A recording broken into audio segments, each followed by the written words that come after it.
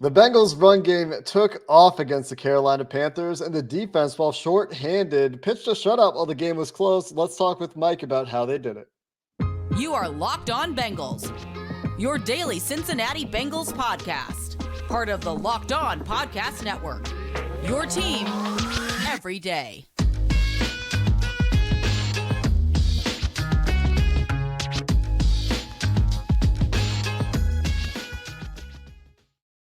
What up, Bengals fans, and welcome to another episode of the Locked On Bengals podcast. I'm your host, Jake Liscow. He's your host, James Rapien. Today, we're joined by Mike Santagata at Bengals_Sands on Twitter. You can find him over at All Bengals as well. We talk with him about film stuff here on the Locked On Podcast Network, covering your team every day, free and available everywhere you get your podcasts and on YouTube. Today's episode is brought to you by BetOnline. BetOnline has you covered this season with more props, odds, and lines than ever before. BetOnline is where the game starts. And guys, a lot of good stuff to talk about this week on tape. We didn't get a chance last week to talk about the Cleveland game because of the short week, and that's okay. Not a whole lot to take away from that game from a film perspective. I'll break it down. It stands. I'm going to beat you for week 9. It was or week 8. Really bad. Every phase. All right, let's talk about the good stuff here from week 9. And we will. We're going to start with the running game, Mike, as it was a smashing success. There are a few aspects of the running game we can talk about here.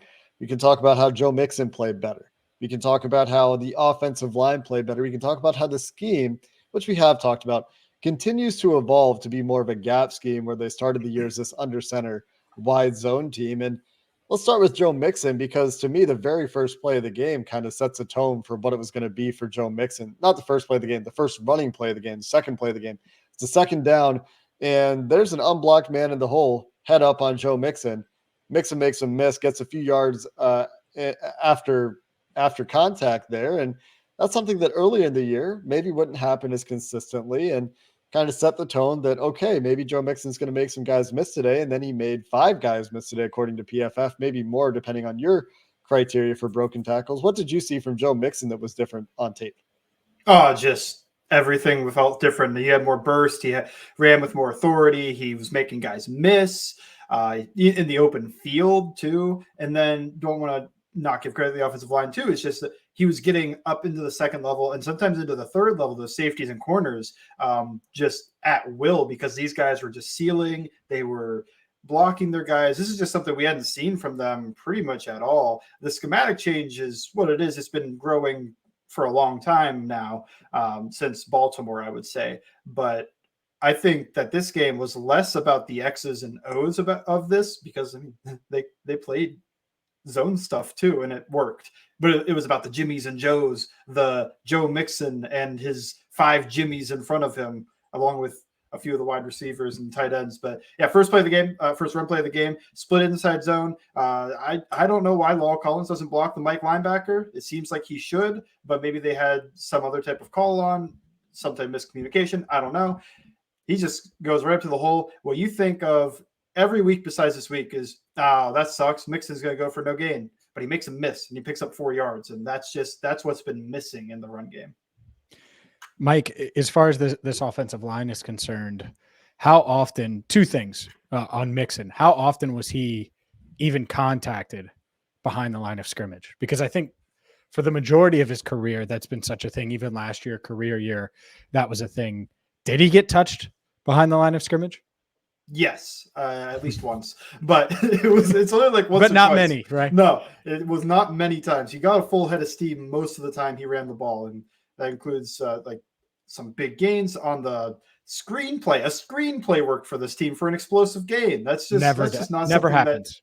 Never happens for them. So you do almost have to take a grain of salt. Like, the Panthers just not show up, but at the same time, the Bengals are executing so well. I'm not sure how much it would have mattered. And the Panthers have been good against the run going into the game. Sorry, James, go ahead. No, I just real quick on Mixon, because you mentioned the burst and everything, and obviously it's a career high yards from scrimmage. You've been watching the film, at least with us, for a year and a half. Mixon had a career year last year. Is this the best you've seen him in an individual game? Throw stats out of it. Just looking at the players, is this the best you've seen from him? Oh, man, tough. I think I'll go with yes, because I don't think he was always making those guys in the open field miss as often as he did. Like, he's played with the burst, he's played with the strength, he's played with the great vision and cuts, these dramatic cuts and seeing things, having the cognition to know what's going to happen. But I don't think I've seen so many missed open field tackles. Like, even last year, it still felt like if Mixon was one-on-one with a safety, he didn't always make him miss. He would punish him, but he wouldn't make him miss. He'd knock him over, but that would slow him down so somebody else would get him. This time he was making that guy miss and just kept going. There's a lot of emphasis for him last year, I think, in those open field situations of if he knew he was going to get hit, trying to get those few extra yards instead of trying to just make the guy miss and trying to get, 20, 30 touchdown extra yards. And a lot of things would agree with you in terms of this being his best game in the last few years. I think his PFF grade, probably his highest PFF grade in the 93 range as a runner in years. And you look at Football Outsiders, if you're into that stuff, and it was one of their best running games ever. Their best running performance or all-purpose yards from a running back performance by Football Outsiders stats since a Joseph Adai game back in 2006. So it's been a while since they had recorded LSU, I believe, a performance like that. Yeah, with the Colts, of course, in the NFL. Yeah. And before that, like, there was a LaDainian Tomlinson in 2005, and then there's this big gap until 2022 where Joe Mixon shows up in their top 10 rushing games ever.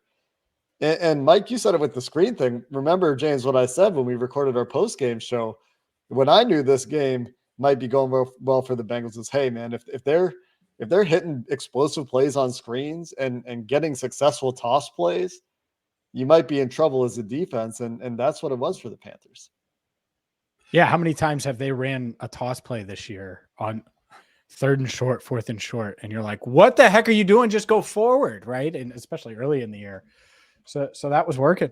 And it, I don't know about you, Mike, how many can you count that worked before week 9? Cause I can't really remember many, if any. If I went to my charting, I could tell you. I think it's more than one, but it is not many. What more than one is not a lot. I know. Yeah. What counts as successful? Like 4 yards? Because it's probably like 3 or 4 that have been able to do that. I thought they added some interesting wrinkles to their toss game. And I know we can talk about that if you guys want, but they motioned Stanley Morgan as a lead blocker, jet motion, to put him in front of the toss. Haven't they done that before? I don't remember them doing that this year, at least. Okay. So they jet motioned him and he ran in lead block. That was from under center. And then they did the same side toss from the gun. I think they have gotten to that once or twice, but they got to it a few times here and it worked every time. So they saw something on the Panthers film. And what I think it would just be those edge guys. They love to get upfield. When I saw the crack toss work last year, it was against Max Crosby and that Raiders defense with they have Rod Marinelli. Rod Marinelli still teaches guys get upfield penetration. And the Panthers, they kind of have a similar idea. So those ends are flying upfield to go after the quarterback. And wide receiver doesn't have to make much of a block to be able to just kind of seal them off. Trent Taylor out there as we continue our effort to normalize wide receivers blocking defensive ends on crack toss, a very normal football play. He did a great job on that play, blocking a guy that probably had a foot of height and 100 pounds on him. I'm here for all the 5'9" or under guys, the movement. Yeah. And Mike Hilton last week, Bengals Sands putting out the clip. I know Mike saw it. Someone sent it to him. I can confirm that. And now we got Trent Taylor just trying to slay the dragon. I'm a fan. So shout out to Mike Hilton and Trent Taylor for giving us short guys something to be proud of. And Mike, you mentioned the wrinkles this week and some of the schematic stuff. I know this has been a long changing thing with the Bengals in the running game, but let's talk a little bit about how the scheme has changed. Let's talk a little bit about how some of these individual offensive linemen performed from your observations on tape as we continue our discussion of the run game. We'll get to that coming up next. But first, a word from SimpliSafe. Today's show brought to you by SimpliSafe, which right now, Locked On Bengals listeners can order the #1 rated SimpliSafe home security system for 50% off. That's right, 50% off with SimpliSafe. And look, this isn't just some sensors that are going to tell you when doors open or windows open. This is 24/7 professional monitoring that is going to keep you and your family safe. The professional monitoring agents that SimpliSafe uses, they're backed by Fast Protect technology. What does that mean? Well, it's exclusively from SimpliSafe, and it captures critical evidence and can verify that the threat is real, so you get priority police response. They have cameras indoor, outdoor, and they can find a system and personalize it and customize it for you. So don't delay. Don't miss your chance to save big on the number one security system, the only security system that I recommend, and get 50% off your new SimpliSafe system at simplisafe.com/lockedonnfl today. That's simplisafe.com/lockedonnfl. There's no safe like SimpliSafe. Let's keep going on this running game, guys. And I talked at the top of the show about getting into scheme a little bit. A lot of pullers this week. It seemed like especially they like going after the right side of that Panthers defense. And I know right and left doesn't necessarily mean anything specific a lot of the time, but it did seem like they were really enjoying pulling guards, tackles to the right. They ran those jet sweeps to the right. What did you see, Mike, when you were watching the tape in terms of proof of schematic evolution from this team? We know they've gone from this zone heavy team to a more gap heavy team. They're still using, as you said, some of those zone concepts, especially out of shotgun, I think. But we talked in DMs about a couple pin pull plays this week that worked well with both guards pulling. Did you see something that has kind of confirmed the direction they're going when you looked at what kind of runs they were choosing to use against the Panthers? Yeah, let's talk about my favorite play of the game. GT counter, which if you want to understand the counters, is GT, it's guard tackle. The Bengals have run counter this year, but it's been GY. Y stands for tight end. So they pull the tight end and the guard through. This time they're going to pull the guard and the tackle. They got no tight end to take that guy. So it ends up being like Burrow has to kind of treat it like a RPO or an option to hold that backside end so it doesn't just come crashing down and tackle Mixon. But it works. He holds him. And then on the right side, I think part of it is they think that side was a little bit of a soft edge because that is where the jet sweeps went. I also think they like Lyle Collins and Alex Kappa double teaming to the linebacker, because on that play, you get Ted Karras with a back block. He does a pretty good job against the nose tackle. I believe it was Derek Brown on the play. And then the Kappa Collins double team took that 3 technique about 6-7 yards downfield. Nobody came off the double team, and they still blocked the linebacker because they just drove that man into the linebacker. So that's a huge hole. All Volson has to do, sometimes you need that kick out block because your guard is going to kick out. I was terrible at it. But Volson, he comes and he gets his head across, does a good job, and he gets a little bit of movement. But because that double team got so much movement, he doesn't need to kick that guy out. He needs to seal him. And then Jonah pulls up into the hole. The wrap is what that's called. And he seals the first linebacker. Mixon's untouched, flying downfield. He makes a guy miss. It's the biggest play of the game.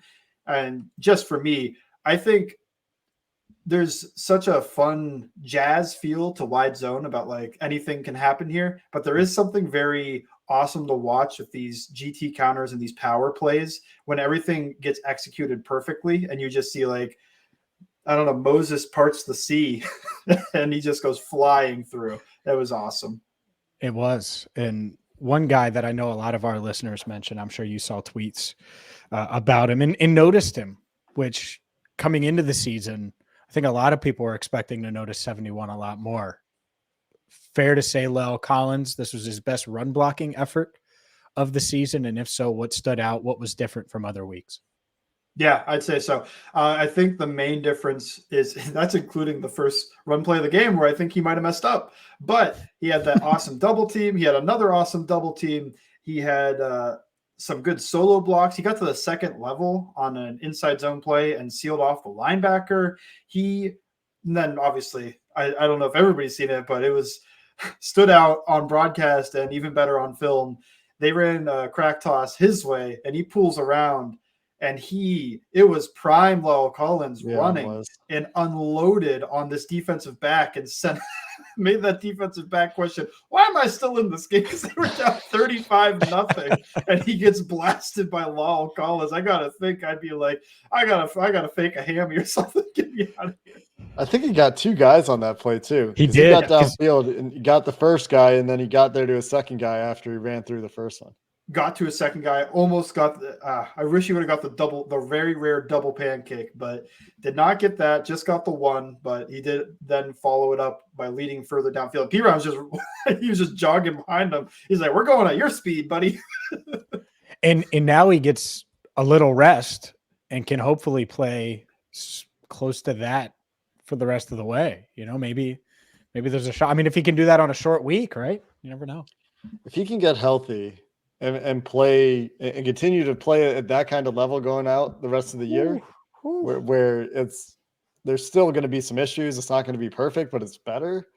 That would be a boon, because as we saw, when this running game goes the way that it went, it just makes football so easy when you can run the ball at that dominant of a level, like a top 10 performance, like I mentioned, according to the way Football Outsiders measures rushing efficiency and those sorts of things for Joe Mixon in this game. And that's helped, of course, by first down runs and touchdown runs and catches and those sorts of things. And he had plenty of those in this game as well. Also thought Jonah Williams, while he maybe left a little bit to be desired on a couple plays in pass pro, had a couple of really nice plays as a puller, as well as did Cordell Volson on a couple of those plays. What did you see from these other linemen on the left side of the ball, and Alex Kappa as well in the run game, Mike? I think Kappa gets a ton of movement. I think sometimes he's a guy that I wish could sustain those blocks a little bit better. I want to point out a guy you didn't ask about, but I'm going to talk about him anyway. Ted Karras, he had an awesome play. It was on a crack toss. There were like 4 of them, and they all were awesome. So this one, there's a head up nose tackle over him. So most centers are going to have to give a stiff arm and wait for somebody to overtake that before he can get there, because they're going to get hands on him. He slips that block, or slips that nose tackle. I mean, Kappa takes over and he gets to second level. It was like watching Jason Kelsey, because that's something he does all the time, where he's just so small and fast that he just runs right by him. And Ted Karras, I was like, I didn't know Ted could do that. But yeah, Volson had an awesome, he had that GT counter play. So did Jonah. They both had a really good rep there. Jonah had a good crack toss rep where he came around on the touchdown, the same side crack toss from the gun, where he led Mixon up through and for the touchdown. He's the only guy that touched somebody at the second level, but it didn't matter. And then Volson, he sprung the screen. He was the only one to get a really good block on that screen. He cleared his guy out, and that just let Mixon just run free. Karras got a piece of his guy just enough so that he couldn't make a play on the backside. Volson clears out the front side, and Mixon is off to the races. So I thought everybody played pretty well in the run game. I think, like you mentioned, Jonah and Collins both, as usual, left a little bit to be desired in the pass game, as they have the past couple weeks. But in the run game, I can't say that any of these guys played poorly. This was the best that I think this offensive line can do in the run game is, well, I mean, the best they could do, create 7 yards per carry, and one of the best run games of all time. But yeah, this was everybody playing up to their optimal level, including tight ends and wide receivers. They were all blocking really well. Hayden Hurst on those cut blocks, those sift blocks to get to the backside, cut those guys off. He's really good at that, and they utilize that a lot in this game. I thought it was a great mixture of everything, and this is probably the most fun we'll have watching the Bengals run game, but hopefully they can top it. Who knows? Well, to quote Joe Burrow, if they run the ball like that, there's not a team in the NFL that can beat them. So maybe they set the standard pretty high. We'll see if they can maintain it in week 11. Wow. Pittsburgh, by the way, that game was flexed. Quick news of note, 425, not 820, which is really good for people like Jake Liscow and myself, because we get to record a little earlier and I get out of Heinz Field, whatever it's called, earlier. So that quick note. We'll switch gears. We'll talk about the defense next, but today's show brought to you by BlueNile. BlueNile can help you make your celebrations even more memorable. As the original online jeweler, and if you're out of the Cincinnati area, BlueNile offers the largest selection of independently graded diamonds and pieces priced significantly below traditional retailers. BlueNile has helped millions of couples create their perfect ring. If you're looking for a piece of fine jewelry to commemorate a special milestone, well, they have agents that can chat with you via phone or online 24/7. So make sure you make your moment sparkle with BlueNile by going to BlueNile.com and use code LOCKEDON to save $50 on your purchase of $500 or more. That's BlueNile.com, code Locked On to save $50 on any purchase of $500 or more. Again, BlueNile.com, promo code Locked On. I do want to get to the defense here, guys, to wrap up the show. I also want to get my shout outs earlier in the show for a couple guys we're not going to go in depth on, or at least one guy we're not going to go in a ton of depth on today. That's Hayden Hurst, who on rewatch really stood out for a couple of incredible contested or difficult catches that kept drives going. The very first drive of the game, you guys go back and watch that first drive of the game, and they get a quick hitch to T. Higgins to get him to like 2nd and 5 or 2nd and 6. Joe Mixon makes a guy miss in the hole to get yards on 2nd down, but they still had a 3rd down, and Hayden Hurst made an incredibly difficult contested catch to convert that first 3rd down of the game and get them going on that drive, get them down to a point where they could score and prevented them from going 3 and out. So not just that, but a couple of very difficult, high degree of difficulty catches for Hayden Hurst in this game. And we talked about him as a blocker as well. Mike did. And so just a shout out to Hayden Hurst in the receiving game as well. Not necessarily terribly productive, just 5 catches for 35 yards, but one of his better receiving games for the quality of some of those catches, I would say. And on that note, guys, let's get to the defense. We've talked about Eli Apple a little bit on Twitter on Tuesday. We're recording this on Tuesday, of course. And Mike and I, we were talking this week about Eli Apple as a cloud corner. And Mike, I'll let you talk about this a little bit because this is now outside corner number 1 for this team. Is that an indication that maybe there's more cover 2 coming for the Bengals, or maybe that's just a strength of Eli Apple's that we can talk about? You're muted again, Mike. 3 weeks in a row. We're doing it. We're doing well. Muted me. Okay. Anyway, I think that cover 2 and playing the cloud corner is what Eli Apple does best. It's how he almost had the pick 6 to end the game against Patrick Mahomes, the AFC Championship game. Dropped it. Still wish if I could, if we got the monkey paw, we could change one thing. It's like, can we get Eli Apple to end that game with the pick 6? I want to see the reaction on Twitter. That instead of like Quentin Spain blocking a little bit differently in the Super Bowl, Mike? Well, you get 3 wishes with the monkey paw, right? Oh, okay. All right. That would be one of them. I want to see the reaction to Twitter to Eli Apple getting a pick 6 there to end the game instead of the Jesse Bates play. So what he does really well is he plays really well with his eyes on the quarterback, vision on the quarterback. And what he's done a few times is you reroute number 1, which jam, force him to the inside. A coach had a great saying that about cover 2, playing that cloud corner. You either jam the crap out of that guy and get him to go really far inside, which he did yesterday, which he did Sunday. He did that. He forced the guy to go like 3 extra yards inside. And if they try to release outside, they better be on the sideline. So nobody went outside on him. He forces the inside and he pushes him about 3 yards. And then he just keeps gaining depth. There's bait underneath, but he's not taking the bait, even if that's on paper what he should be doing. He should cover the flat route. He just keeps sinking and sinking. And then the quarterback, he tries to make the throws, but he sees Apple keep sinking. So he's going to try I'll put a little bit long. And that's where Jesse Bates comes in to come over the top and make the interception. But he's done this a few times. And Derek Carr tried to test him on the sink just to try to get it to him. And he picked it off.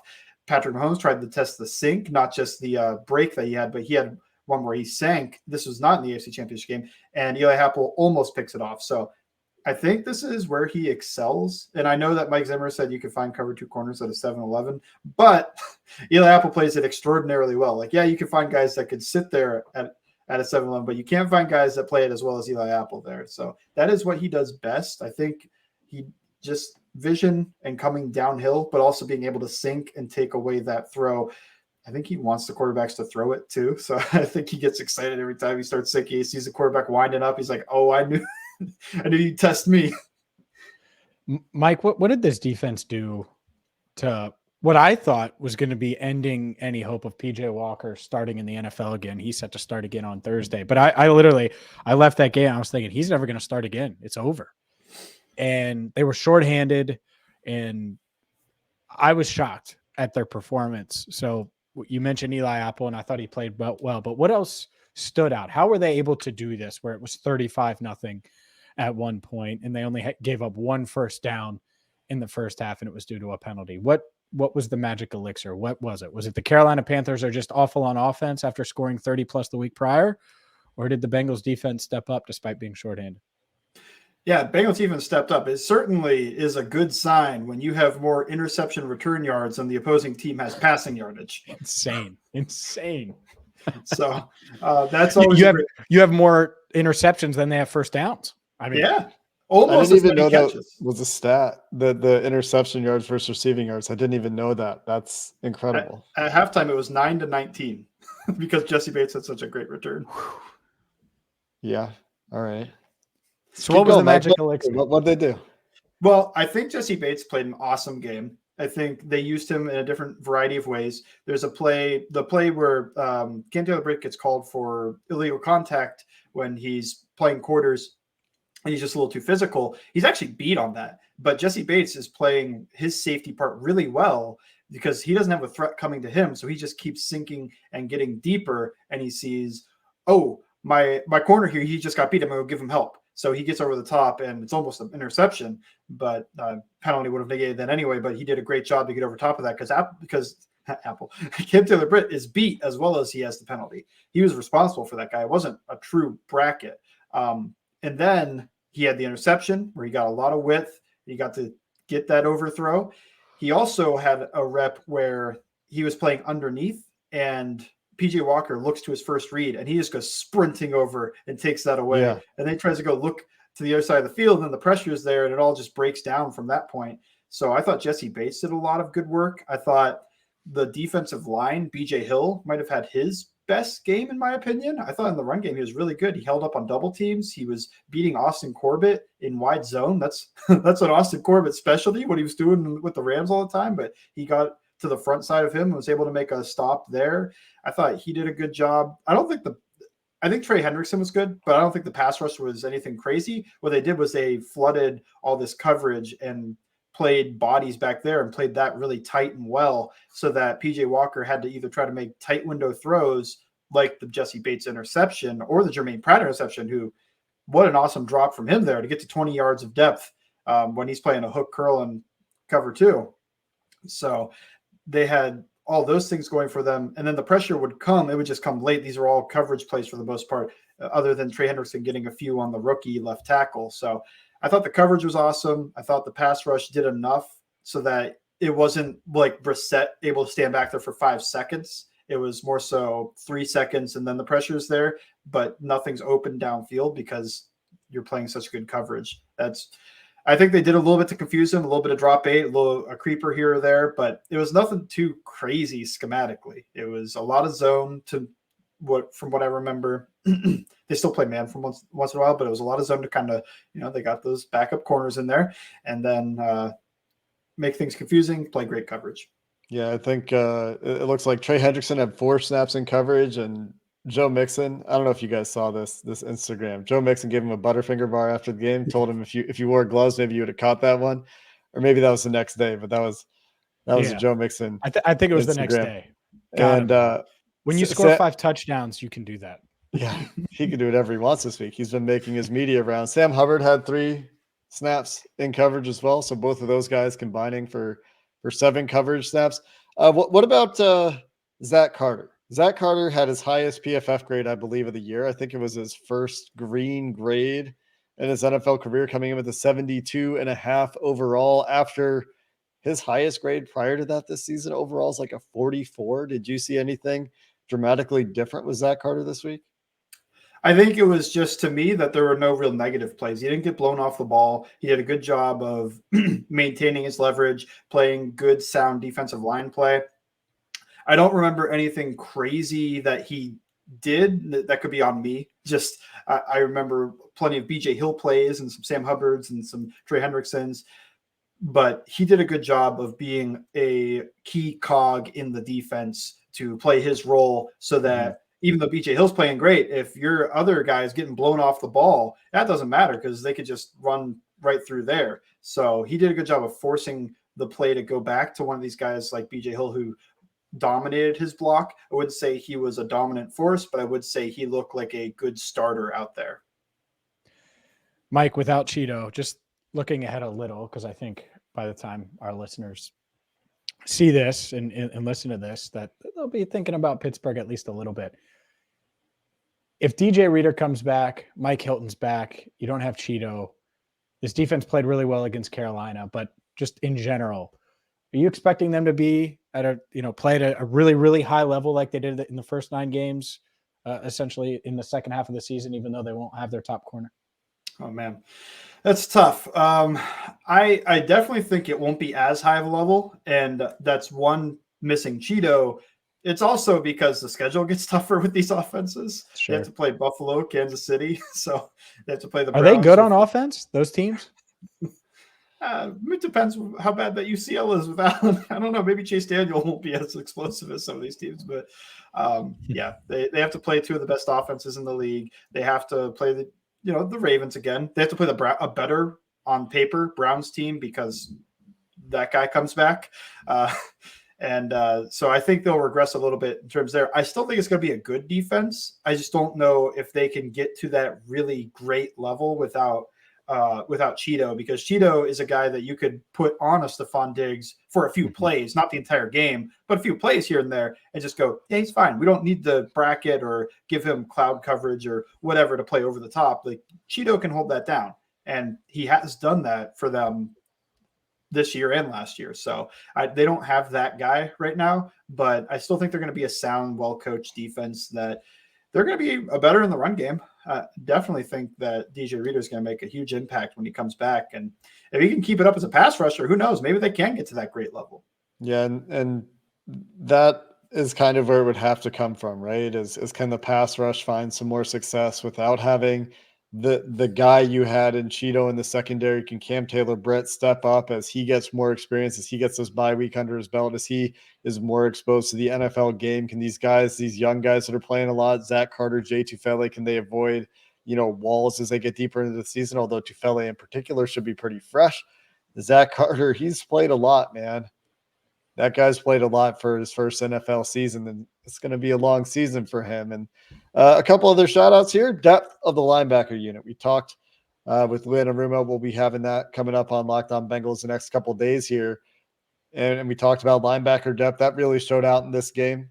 Akeem Davis-Gaither, Joe Bachie, and Marcus Bailey all playing in this game, and I thought all contributing on defense. And so shouting out the entire linebacker unit. I know we talked about Jermaine Pratt, but all those guys I thought played reasonably well, if not very well, against Joe the Panthers. Bachie. You got to put some respect on his name. Didn't I say that? Bachie. Oh. Bocce ball. All right. Correcting my pronunciations. Well, will always be a thing here on the Locked On Bengals podcast. But that's going to do it for this episode, guys. Mike, appreciate the breakdowns of some of what you saw on tape in the run game and on the defensive side of the ball. Like I said, we've got Lou Anarumo joining James and I the next couple of days here on the Locked On Bengals podcast, and hope you check those out as well as we get into this bye week. Until next time, we appreciate you listening to the Locked On Bengals podcast. Hoo day, and have a good one.